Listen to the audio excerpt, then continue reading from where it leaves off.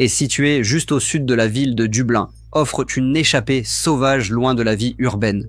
Leurs collines ondulantes, leurs forêts denses et leurs vues panoramiques en font un refuge prisé des randonneurs et des amoureux de la nature. Pourtant, les montagnes de Dublin ont servi de décor inquiétant à plusieurs crimes glaçants.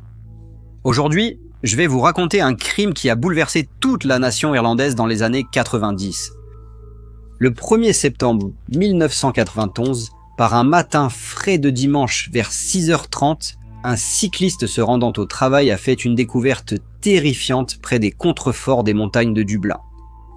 Le corps nu et meurtri d'une femme a été retrouvé devant un club de la Gaelic Athletic Association sur Mount Venus Road, près de la paisible ville de Rathfarnham.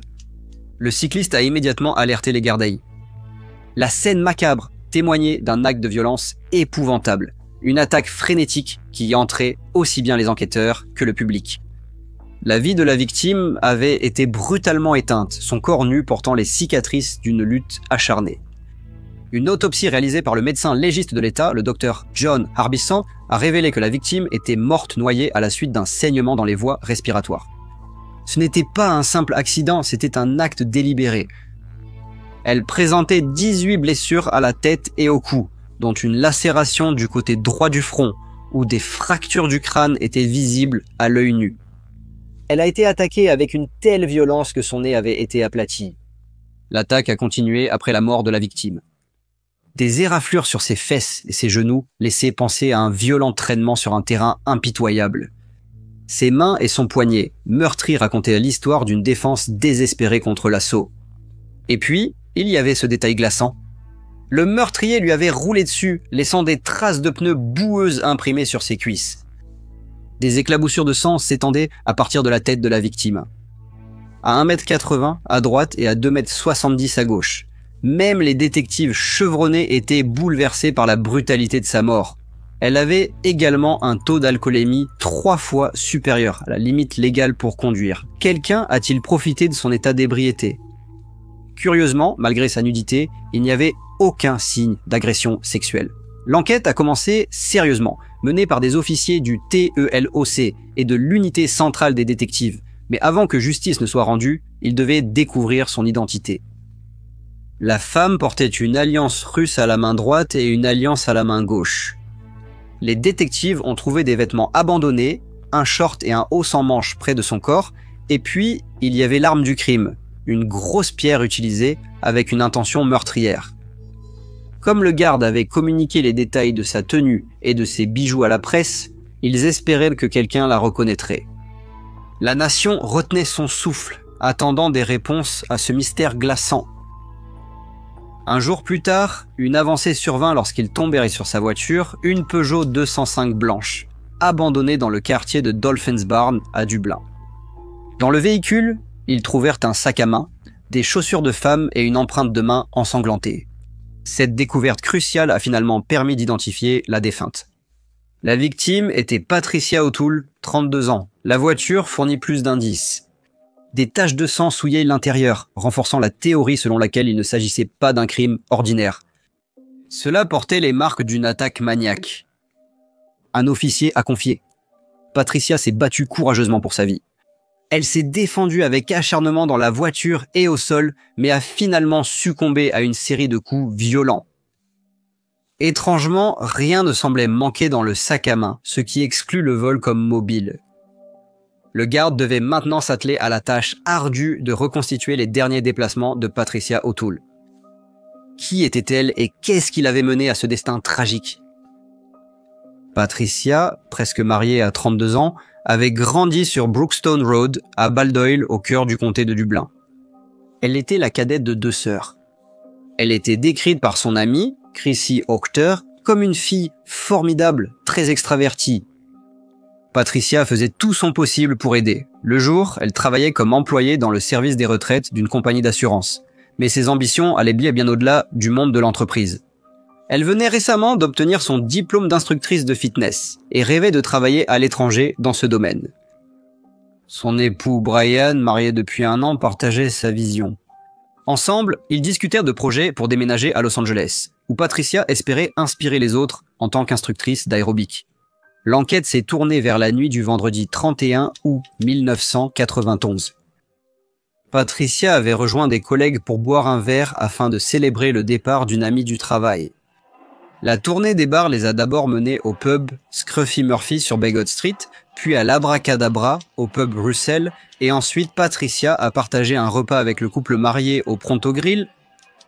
Vers 1h35 du matin, Patricia a quitté le couple marié et s'est dirigée vers sa voiture garée à seulement 600 pieds de là, à Ramallah. Elle a décliné leur proposition de l'accompagner jusqu'à sa voiture parce qu'elle était si proche. Ils l'ont vue pour la dernière fois traverser le triangle à Ramallah.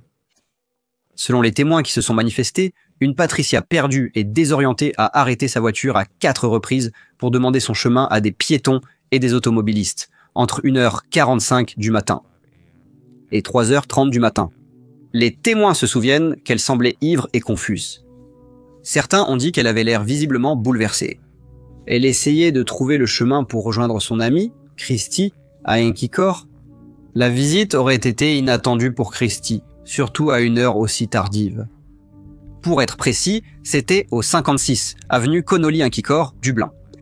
Patricia était toujours perdue lorsqu'elle s'est arrêtée sur Stewart Road, près du magasin Highland à Inchicore, vers 3h45 du matin, et a demandé son chemin à un couple.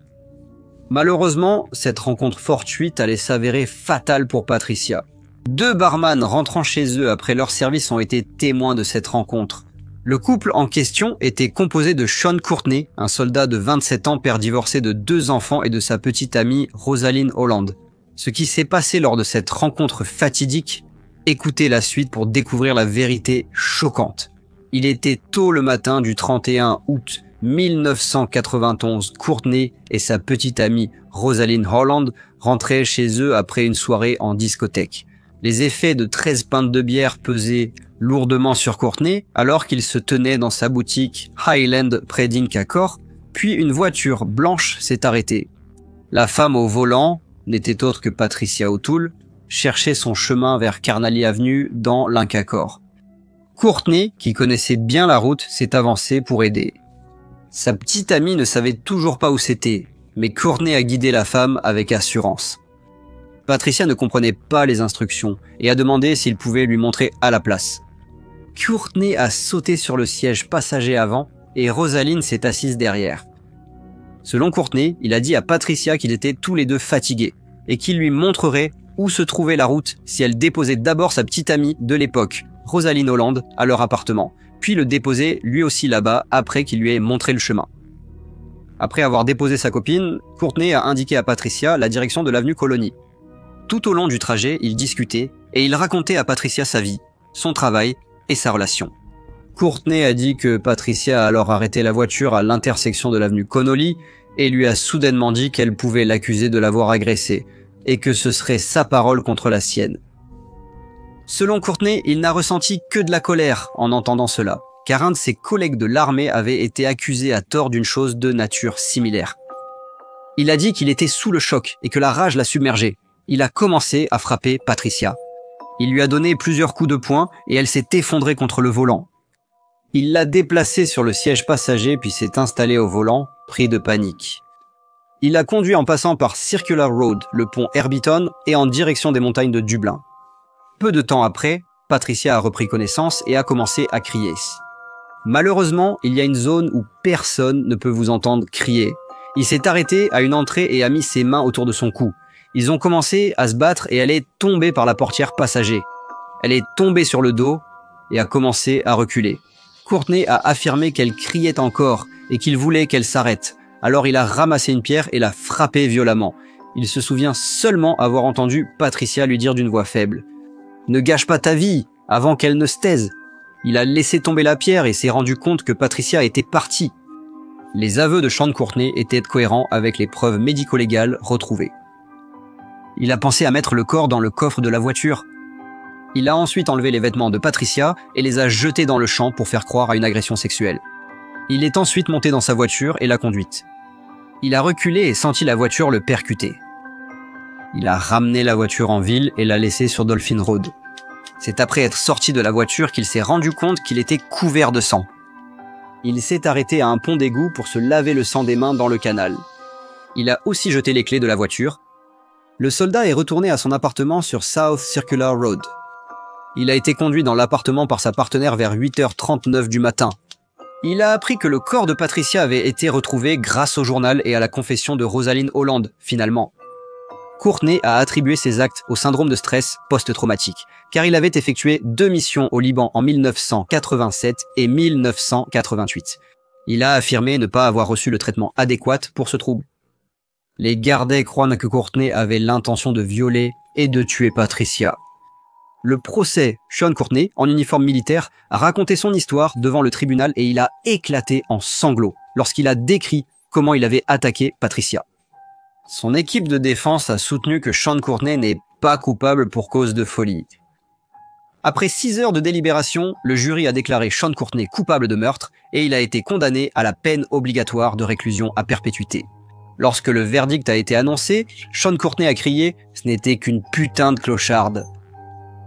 En juin 1994, l'appel de Sean Courtney a été rejeté.